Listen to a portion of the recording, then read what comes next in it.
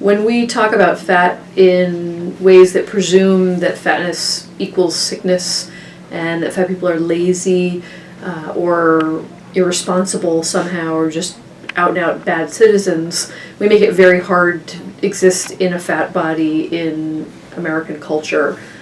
I say fat oppression because I don't think it's just rudeness. There are structural inequalities around body size and body shape, and people who are fat suffer employment discrimination. Usually doesn't happen in a vacuum. Somebody who's fat, the people who are most likely to be fat are most likely to be women and most likely to be people of color, particularly African American and Latino in the United States. The language that we usually use to talk about fatness is very medicalized, so we talk about overweight and obesity.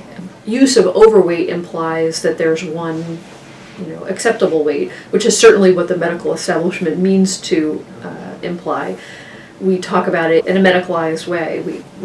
Other places and other times we've used different vocabularies, but since the dominant one now is medical, it seems like a no-brainer for most people to say, oh yeah, the fat really does equal sick. BMI is a very crude measure that's associated with health statuses, but you can look at a fat person and have no idea what their blood pressure is. You could, on an epidemiological level, perhaps hazard a guess, but you're going to be wrong quite a bit of the time. If the war on obesity by the public health officials in the United States in the 1990s, that really pushed the notion of obesity as something that we need to fight against.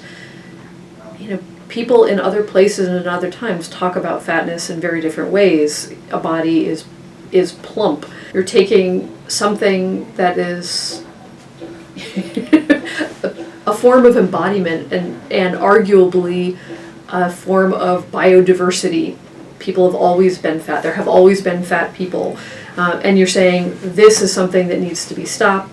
In the case of the obesity epidemic, you're saying this is something that's contagious, like germ theory contagious. Don't touch that fat person. Don't socialize with that fat person because you're more likely to slide down the slippery slope and become fat yourself. And the war on fat is so militaristic and suggests a scourge that must be eradicated by whatever violent means necessary. It's rather terrifying. Rather terrifying. If you look at when the phrase obesity epidemic entered the lexicon, when I was doing research, I did a LexisNexis search for the phrase obesity epidemic in major newspapers. And prior to 1993, there was like one hit a year for the phrase the obesity epidemic in, the Washington Post, the New York Times, like major news sources. And in the 90s, you start to see that number creep up, and now you can imagine how many hits you'd get, thousands and thousands if you searched on the obesity epidemics. I think there are definite parallels between the war on tobacco and the war on obesity, in that they're both considered to be things that people choose to do but could stop, and that it would be in everyone's best interest health-wise in order to stop.